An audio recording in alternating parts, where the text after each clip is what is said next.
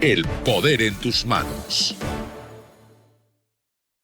Son las 7:15 de la noche, 7:04 de la noche, y antes de comenzar nuestro programa de hoy, presentar a nuestros invitados, quiero hacer saber que hemos recibido una documentación oficial hace unos instantes y estamos en curso de confirmarla. Son fuentes que atribuyen que sostendría que la Procuradora General del Estado, la señora María Carguajulca, habría sido destituida por el Poder Judicial en base a los hechos que ella habría cometido en Comas el año 2020. Ya había sido suspendida el año 22 por esa razón y luego restituida. En todo caso, el tema complejo lo vamos a conversar más adelante con la doctora Delia Muñoz, que ha sido procuradora pública especializada supranacional y que nos va a explicar en qué consisten los problemas que tiene actualmente la señora María Carguajulca y en general saber cómo se está desempeñando la Procuraduría General del Estado.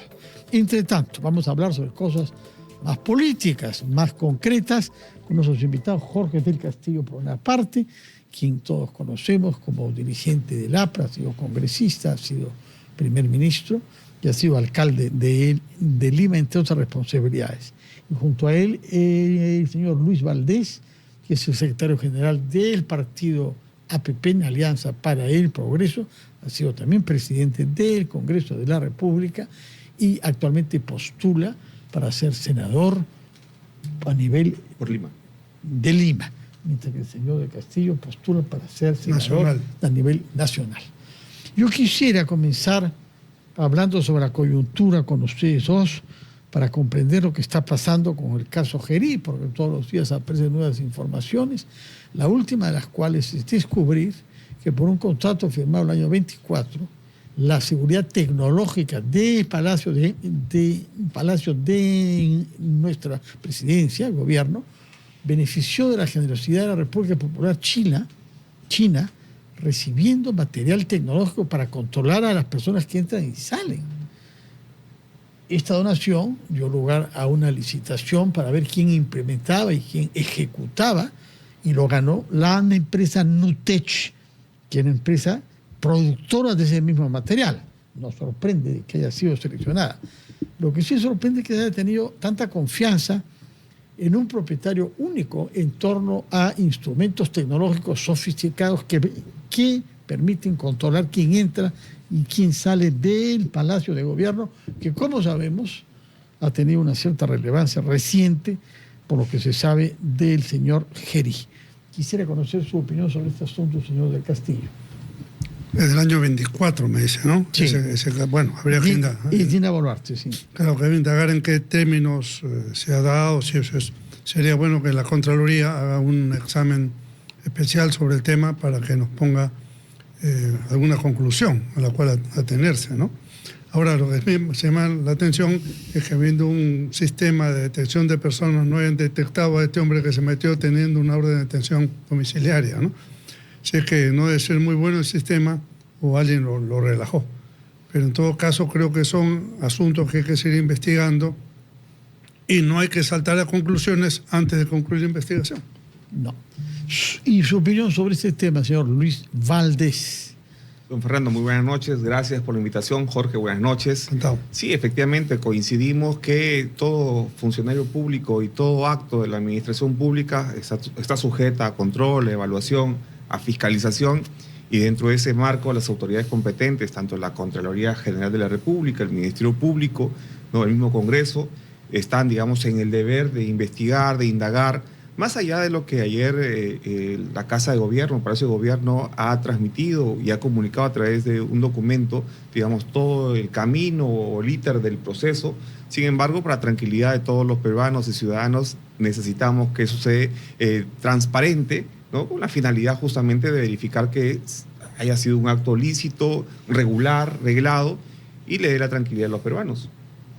Bien, ojalá que la podamos tener tanto en los sistemas tecnológicos de control de identidad, en lo que sabemos que China lleva una cierta ventaja. Esto naturalmente no en perjuicio de la libertad de sus ciudadanos, pero en fin, tecnología tienen y ha habido una donación que hemos aceptado y se ha implementado, pero aparentemente con las fallas a las que ha hecho referencia el señor del Castillo. Hablemos entonces sobre un punto que tiene que ver con su compromiso para ser senadores en ambos casos y que tiene que ver con la situación general del actual presidente José Gerí y qué procedimiento se debe llevar a cabo si es que se considerase, si hubiese una mayoría en el Parlamento decidida a concluir que amerita ser separado. Digo ser separado porque hay quienes quieren que se aplique una censura que correspondería por ser congresista, pero hay quienes dicen que no, que en realidad es presidente de la República que ha juramentado ese cargo y que le corresponde es la vacancia. El dato no es puramente técnico, sino que se refiere a una diferencia de votos considerable. Sobre ese punto hemos visto algunos abogados que han sido consultados por el señor Rospigliosi, que han dado su opinión en general favorable a la vacancia por tratarse de un presidente de la República de la vacancia, si es que fue el caso, ¿no? Nadie se adelanta todavía. Así es. Su opinión sobre esta. He visto que Natalia Primo, Aníbal Quiroga, el doctor Rospigliosi, todos han opinado en el mismo sentido, ¿no? Si hay un camino, es el camino de la vacancia. El otro es un atajo que no... Además, no creo que una cosa tan seria pueda manejarse con un mecanismo discutido, ¿no es cierto? Para empezar. Pero quisiera ir un poco más al fondo del tema. La Constitución dispone que un presidente que incurre en un delito, en fin, tendrá que ser procesado al término del mandato. Estamos a 75 días de las elecciones. ¿Cómo queda el Perú cambiando, pasando al octavo presidente? Y nadie nos garantiza que ese mismo después mañana sale algo y también otro problema.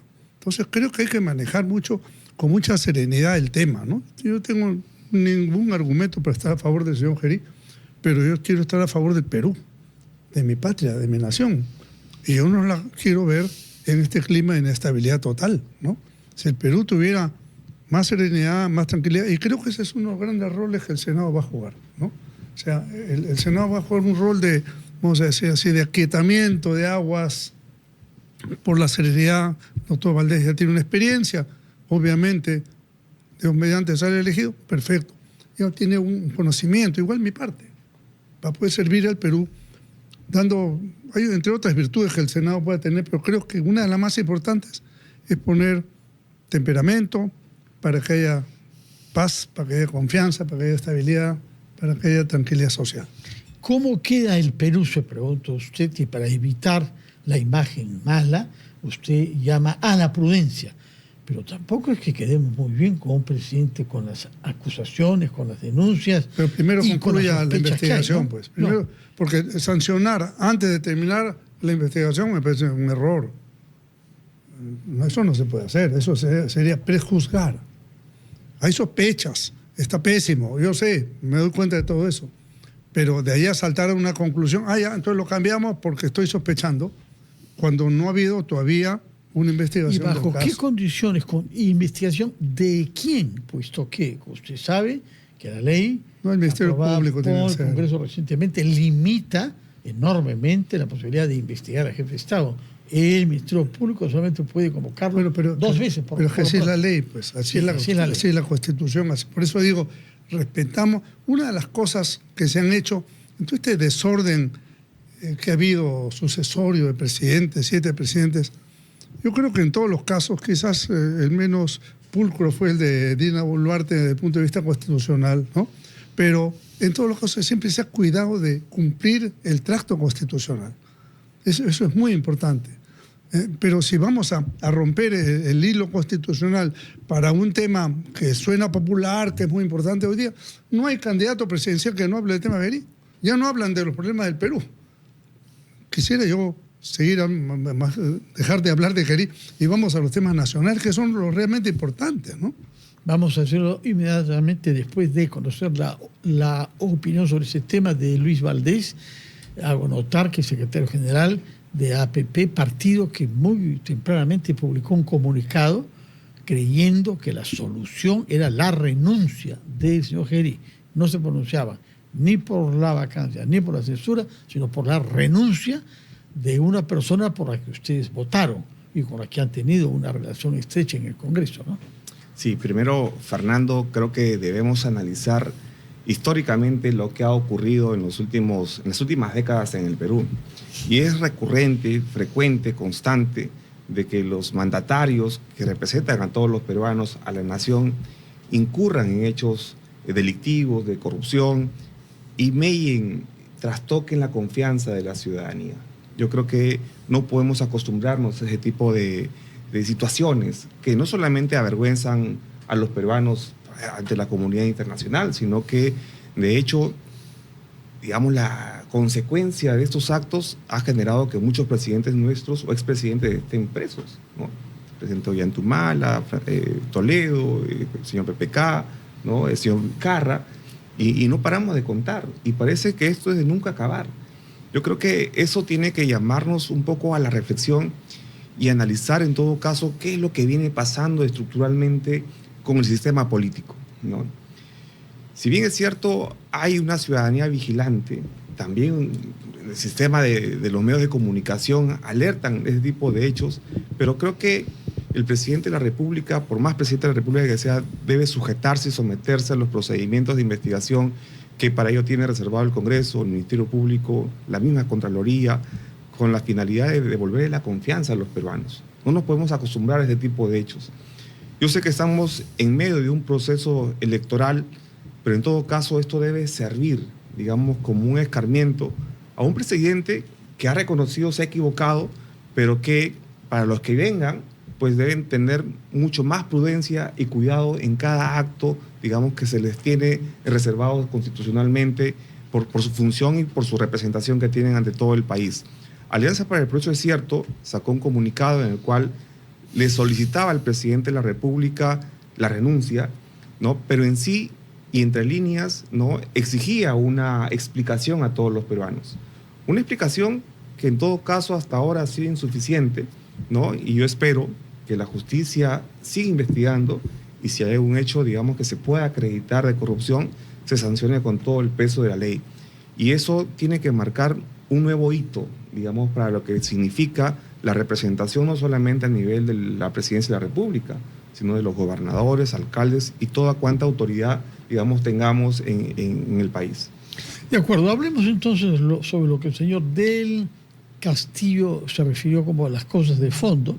Las cosas de fondo es lo que inquieta a los peruanos en su vida cotidiana, poder garantizar el bienestar de su familia y no estar expuestos naturalmente a la amenaza de ser extorsionado o ser asesinado. A propósito de eso, tenemos cifras oficiales que el presidente de la República presentó el jueves pasado, que han sido elaboradas por el Comité Interministerial de Datos de Estadísticas sobre la Criminalidad, que había quedado desactivado desde hace años. No sé, uno no sabe por qué desde Pedro Castillo no se usó más a esta institución que une a 8 instituciones diferentes, entre ellas INEI, que es la básica para el manejo de datos, pero también a la Policía Nacional y al Poder Judicial. ¿Cómo ha vivido usted esas cifras? Porque el señor Jair parecía sumamente contento, pero en realidad hemos pasado a una tasa de homicidios por 100.000, que es el criterio que se usa, no habíamos tenido nunca, ¿no? 10.7 por 100.000. Sí, claro, los últimos meses, no solamente... El último año, 25, claro, sí. Último año, es verdad. Y creo que también estaba muy contento de que había bajado 1%, 1 punto y pico la criminalidad.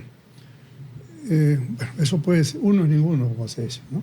Pero lo importante es, en estas cosas, es la tendencia.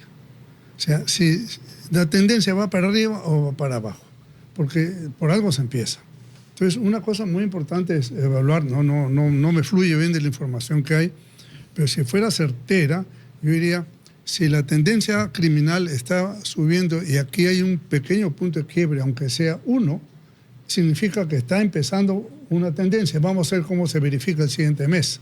Dios quiera que sea así, porque eso, claro, eso no resuelve el tema radicalmente de ninguna manera, pero creo que hay una tendencia, porque en tema de seguridad, el punto de partida está en el principio de autoridad.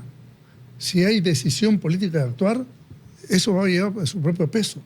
Cuando la cosa es a media caña, o simplemente el propio presidente de la República no le pone interés, Por eso el señor Gerí en las primeras semanas subió. ¿Por qué subió? Porque tuvo una actitud, ¿no? Ahora esto le ha venido, que ha bajado 10 puntos, no sé, sí, una caída fuerte. Pero yo veo que está intentando retomar, ¿no?, un poco el camino, va otra vez al penal, etcétera, se encuentra con sorpresas. Al Perú le conviene reducir el tema de la criminalidad. Ojalá tenga éxito, ¿no? Ojalá. Que se dedique a eso. Pero para terminar este punto, Fernando, yo creo que con ustedes mismos yo hice 2 recomendaciones, me permití hacer 2 recomendaciones que nacen un poco de la experiencia. El señor Gerí, dedíquese a la seguridad ciudadana y dedíquese a garantizar elecciones libres. Pero empezó a agarrar otros temas, Petroperú, una serie de temas que ya se enredan en un gobierno transitorio que le falta 6 meses para ir. Claro, pues eso no es bueno. Eso no es bueno. O sea, él un poco se desvió del camino que creo que debió entrar y no salirse. Y todo el mundo lo hubiera aplaudido como le estaban aplaudiendo. Llegó a subir a 50 y tantos %. ¿Ah? Increíble. Señor Valdés, como usted dice, ya el primer partido que se pronunció oficialmente fueron ustedes pidiendo la renuncia. No sé si la siguen pidiendo entre tanto. Veo que más bien el candidato del APRA, Valderrama, que estaba visitando tierras liberteñas, ahí fue más duro que nunca de parte del APRA, sosteniendo que el señor Gerí es en realidad un lobista disfrazado de presidente. Su opinión sobre la posición que tiene su partido ahora y cómo votarían si el tema de la vacancia fuera llevado ante el Pleno del Congreso. Mire usted, hoy estamos en medio de un proceso electoral. Necesitamos como políticos mucha tranquilidad, sensatez para tomar las mejores decisiones a favor del país y de todos los peruanos.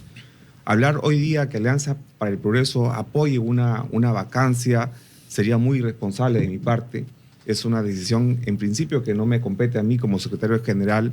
Y segundo, esto pasaría o debería pasar por un análisis mayor dentro del partido, ¿no? Entre no solamente el DEN, sino también con la bancada y todas las autoridades del partido para tomar una decisión de este tipo, ¿no? Y hoy creo yo, ya es una opinión personal, no hay los elementos suficientes como para tomar una medida, digamos, de este nivel.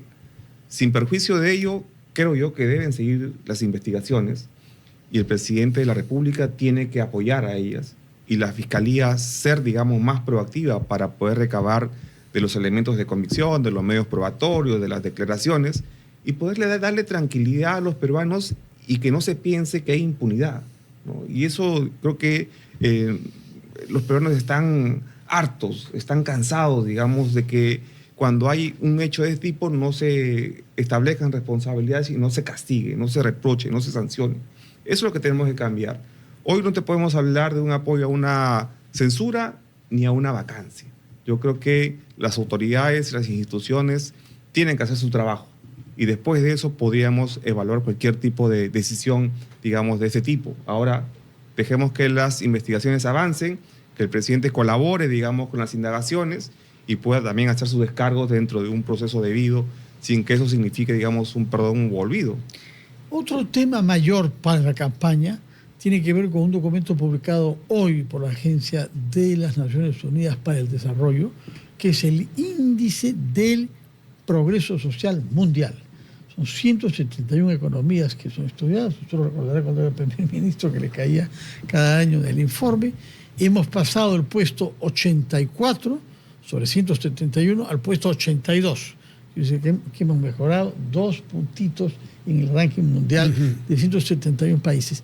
¿Por qué hemos mejorado solo 2 escaños pese a las ventajas económicas de las que hemos disfrutado este año? Y lo que contesta el informe, que es un informe, repito, mundial, que compara 171 economías, es por la criminalidad y una respuesta ineficiente del Estado frente a ella, número 1, y luego por las carencias de vivienda y de agua. Y es como si de pronto apareciesen temas que efectivamente no son priorizados en muchas campañas. ¿Sí? Bueno, pero sí son los temas de primer orden, ¿no? Sin duda. Pero el Perú podría estar mucho más avanzado, no obstante esas atingencias, si hubiéramos tenido un clima de estabilidad política, social, económica. Los precios internacionales están volando, ¿no? El oro, la plata, el cobre, en fin. Tenemos una agroexportación floreciente, volando también, ¿no? Parte de la libertad, pero no solo, bastante el norte e Ica. No sé, sí, solamente en la libertad. 100.000 puestos de trabajo en Chavimachic, eso es un montón. ¿Ah? Cuando antes no había nada, antes había Virú, un pequeño pueblo, y Chao era una calle, ¿no? Hoy día, enorme. Y cuando hay cosecha sube a 150.000.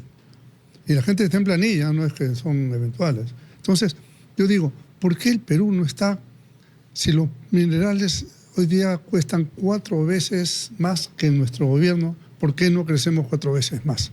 Por la inestabilidad. Si hubiera estabilidad, hubiera recursos para combatir la seguridad ciudadana, la inseguridad, para dotar de agua potable. Realmente, si nosotros queremos una revolución educativa, empieza por el agua potable. ¿Y cómo así? Porque ese es el vector de la anemia, pues. La mitad de niños del Perú tienen anemia. Entonces, no hay forma de curar la anemia y la desnutrición si no le damos agua potable. Hay, por ejemplo, Talara, ¿no? 100 años dando petróleo al Perú, no tiene agua potable. Cerro de Pasco, nosotros le dimos agua potable después de 150 años de estar dando minerales al país. Y así por el estilo. La mitad del Perú no tiene agua potable.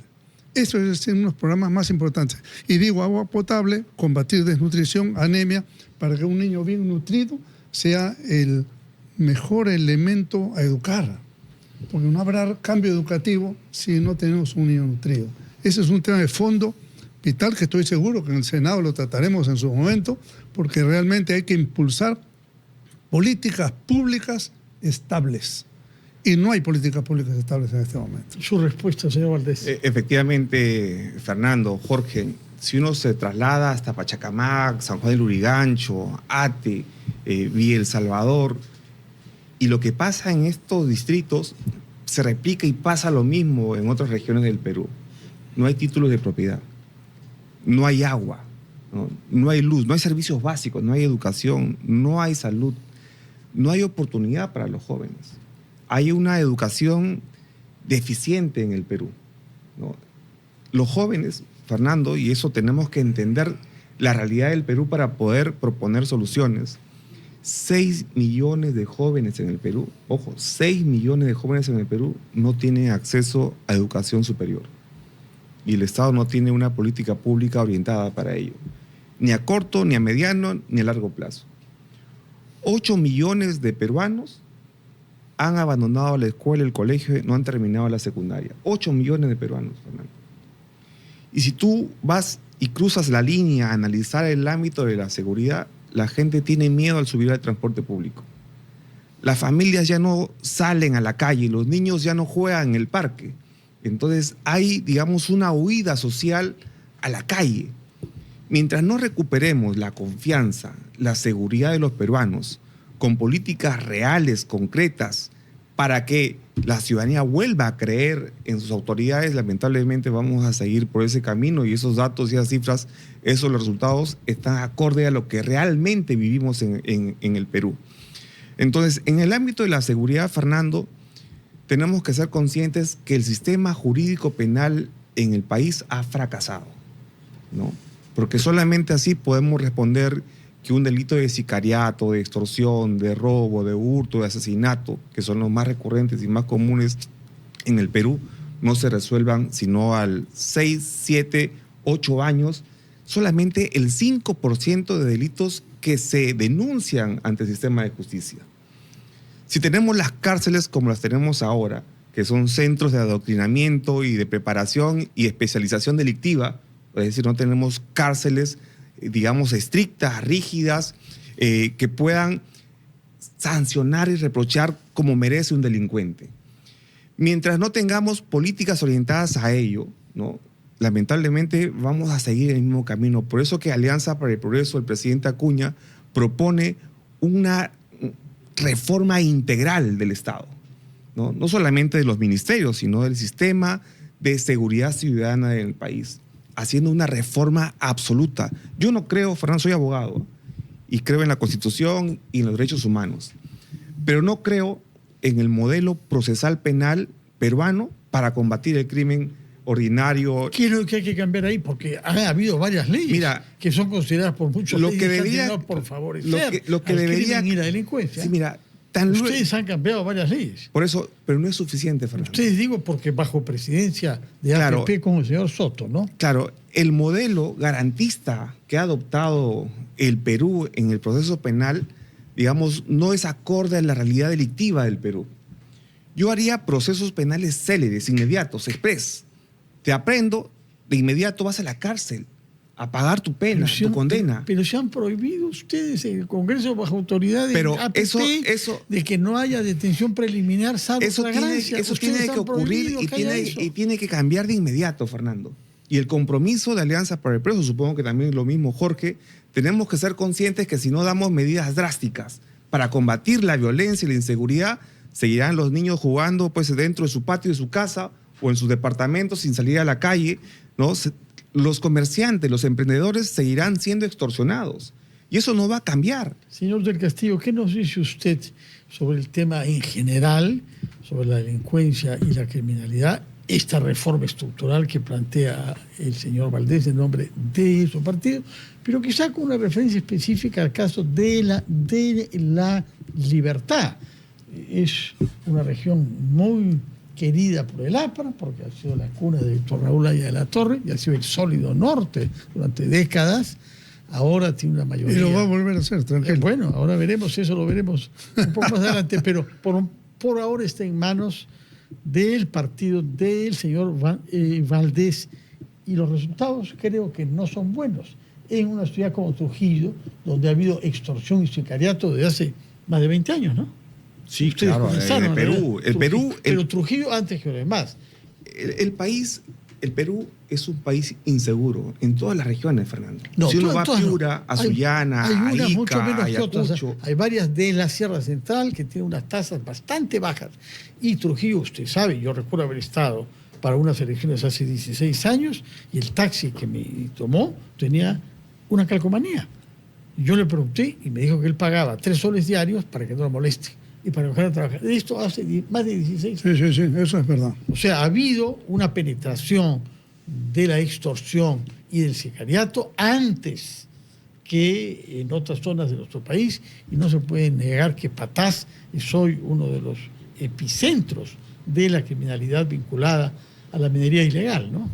Mira, el problema es nacional, y es que hay que reconocer, Fernando, para poder dar, digamos, precisiones o en todo caso respuestas precisas, que el Estado está diseñado constitucionalmente para que cada institución tenga autoridad y competencias en determinados aspectos sociales y de Estado. La seguridad ciudadana está a cargo del Ministerio del Interior, ¿no? Pero también, entre otras instituciones, el Poder Judicial, el Ministerio Público, ¿no? Que hacen el trabajo represivo, ¿no? Policía, Ministerio Público, Poder Judicial, ¿no? Y en cuanto a las municipalidades, el trabajo de prevención. Hay que reconocer eso, Fernando. Entonces, ese sistema no ha funcionado en el Perú. Y hoy día estoy reconociendo que el sistema legal, el sistema penal peruano no ha funcionado para reprimir el delito. Su opinión sobre este tema, cómo hacer para que el sistema penal sea mejor adaptado a nuestras necesidades. A ver, primero empezamos de la decisión política de la cabeza del Estado. Esto implica un equipo solvente, coherente y estable. 31 ministros del Interior en los últimos años no dan ninguna estabilidad, porque cambian inmediatamente los otros oficiales, hasta los comisarios. Esta fuerza presidencial tiene que traducirse no solamente en la digamos, coordinación y apoyo al personal policial, sino en los recursos que se necesitan. Si no hay dinero, no es posible hacer esto. Recursos para inteligencia, para equipamiento, para más personal, para vehículos, en fin, drones, ¿no? Entonces, si estos recursos existen, se puede invertir con mucho mayor decisión y hay que aumentar el personal. Dicen que hay 50, 60 mil policías de déficit. ¿Cómo resolvemos esto? Actualmente la policía tiene un día de trabajo, un día franco. Lo que el Estado tiene que hacer es invertir y comprarle el día franco al policía. Pero hace años que propone eso. Pero hay que hacerlo, pues. Hay que hacerlo, porque seguramente el mes dice cuesta mucha plata. Más plata cuesta no hacerlo. Entonces, si tú le compras el día franco, duplícalo, porque al día hay 35.000, 40.000 policías máximo en la calle. Si tú le compras el día franco, pasa de 40 a 80 en un día. Y si te falta, porque te va a faltar, puedes hacer una convocación voluntaria, una convocatoria voluntaria a los licenciados del Ejército. Como hacen que varios perfectamente se pueden hacer, ¿no es cierto? Varios municipios contratando para esto en nuestro equipo de gobierno lo estudiamos con el apoyo de oficiales generales del Ejército, la Marina, en fin, de la Policía. Y el Ejército, que tiene varios cuarteles vacíos, porque los tiene prácticamente vacíos, a su propio personal, en sus propios cuarteles, se les puede preparar, pero bajo dirección policial, porque una cosa es la doctrina policial y otra es la militar. Entonces, es una preparación realmente rápida, que es mejor 6 meses a un licenciado que 6 meses a uno que nunca ha hecho nada, claro. ¿No es cierto? Entonces, con eso podemos, ¿y esto qué nos puede dar? 10, 15.000 policías más por año. Entonces, en 2 años, en 3 años podríamos tener completo Tomamos el tema. nota de estas propuestas concretas, y para despedirnos quisiera preguntar, el candidato del APRA, el señor Valderrama, ha propuesto un debate público con el candidato presidente de APP, el señor Acuña, en la Plaza de Armas de Trujillo. Creo que la más grande plaza de armas del Perú, ¿no? Sí, sí. Me parece. ¿Es viable? ¿Usted cree que puede haber un debate entre Valderrama y Acuña en la Plaza de Armas? Yo creo que el señor Acuña siempre ha estado, digamos, abierto a debatir, a compartir sus ideas, sus propuestas en la Plaza de Armas de Trujillo o en cualquier parte del Perú, ¿no? Así que habría que conciliar agendas para que eso se pueda dar. Yo creo que si quiere venir acá, pero por supuesto que hay menos espacio y no estamos bajo la mirada de ese ángel maravilloso que está en la Plaza de Armas, ¿no? Pero si no, trasladan las cámaras de RPP a Trujillo. Buena idea para nuestra producción. En todo caso, queda sentada la idea que ha sido formulada por el profesor Valderrama esta mañana de un debate entre el candidato del APRA y el candidato de APP en la Plaza de Armas de Trujillo, capital de la libertad. Muchas gracias por su presencia. Por supuesto, habría que considerar esa agenda. Muchas gracias. Con todo gusto. Y hago recordar que el señor del Castillo es candidato al Senado en su dimensión nacional por el APRA, y el señor Luis Valdés es candidato al Senado en la circunscripción de Lima por su partido, el APP. Muchas gracias por estar acá y muy buenas noches. Cuando usted... El poder en tus manos.